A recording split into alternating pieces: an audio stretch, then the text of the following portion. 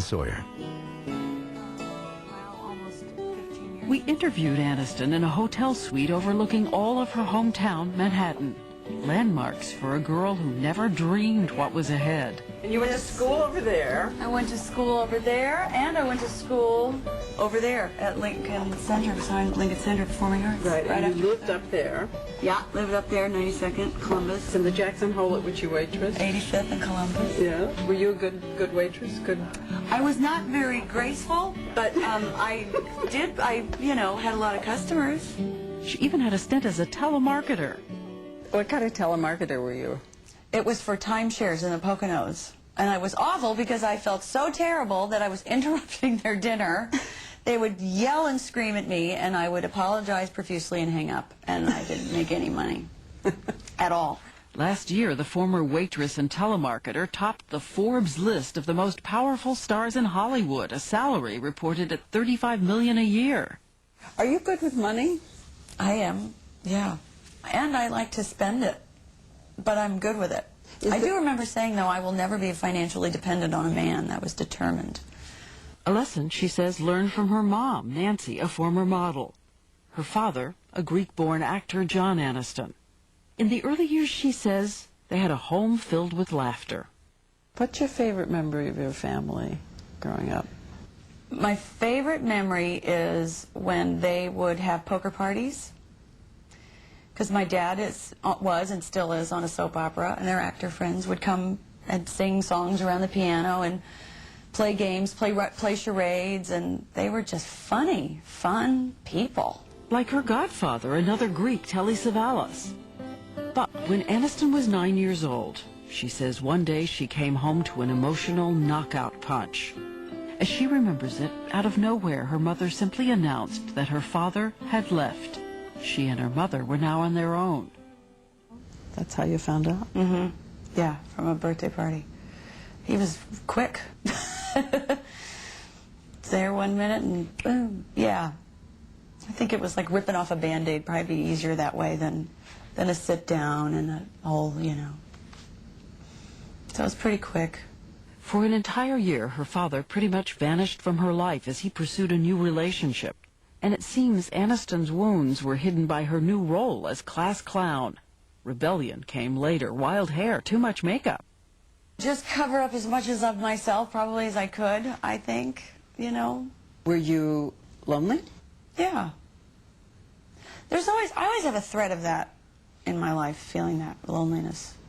Not sad lonely, but just like, I like it.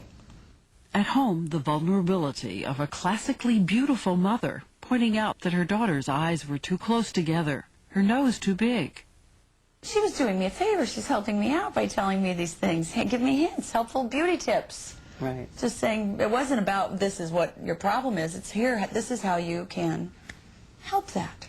That's probably why I wore so much makeup. I mean, my mom, wore makeup. Beautiful, beautiful, exquisite woman. She doesn't need it, but, But she says she and her mother were joined at the hip until the mid-90s. By now, the awkward duckling had become a superstar and was in a desperate fight to have some privacy in her life, free of the prying, ever-present paparazzi. But she says her mother first gave an interview to a tabloid show, and then later, in 1999, against her wishes, wrote a book about raising her now famous daughter. To Aniston, it seemed like the kind of exploitation even your friends avoid. It would cause a bitter 8-year rupture that lasts to this day. Aniston has refused to read her mother's book and hadn't seen the photos from it, the ones I had in my lap. my God, where did you get that? I got that out of the book she wrote. Oh, Jesus, I never looked at it. Look at those others.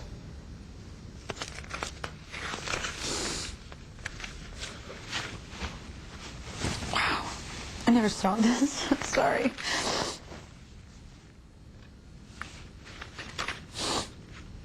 See, isn't she gorgeous? Absolutely gorgeous.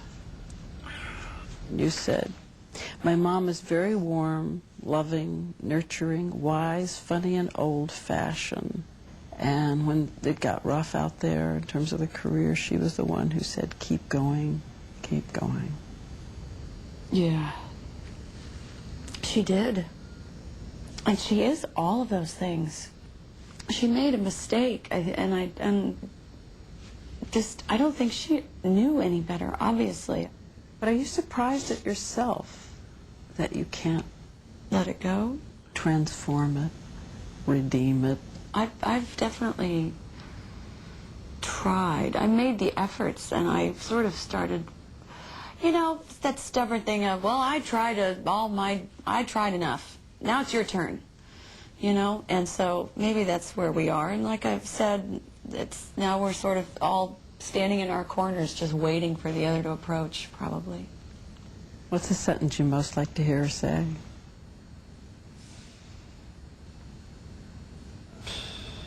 Oh, I'm sorry. I get it. It's that simple. But like, I really get it.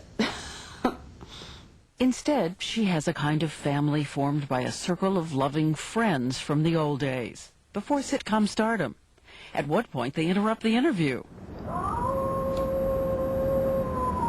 Oh my God, I'm so sorry. What's that? The telephone? We just got sidekicked, my girlfriends, all six of us. And It's a pager. That's a howl, because, you know, you howl, we're girls, we howl. Oh, so unbelievable. Should we see who it was? Yeah, let's see who it was. Let's see if there's a message. They're loving on me. Oh. Wishing me luck with Diane. And there's someone else who is said to be looking for a way to heal the rift between daughter and mom. Her husband, Brad Pitt, who's famously close to his own parents. But on the day they got married, while Aniston's father was there, her mother was not invited. Nancy Aniston has still never met her movie star son-in-law. Yeah, I never thought my mom would not know my husband. You know, listening to you talking, everything you've said so far makes me think that forgiving your mom, you're just about there.